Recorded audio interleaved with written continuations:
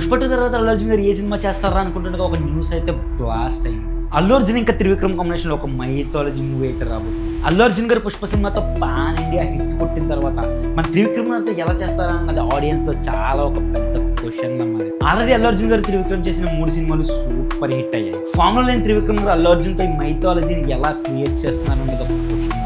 ఇక్కడ ఒక విషయం అయితే నాకు క్లారిటీగా అర్థమైంది. అదేంటంటే అందరూ హిందీ ఆడియన్స్ని టార్గెట్ చేస్తున్నారు.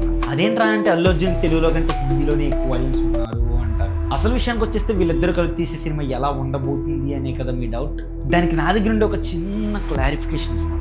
ఈ మూవీ థీమ్ వచ్చేసి గాడ్ ఆఫ్ వార్. ఇదేంటిది గేమ్ పేరు చెప్తున్నాను అనుకుంటున్నారా? కాదు.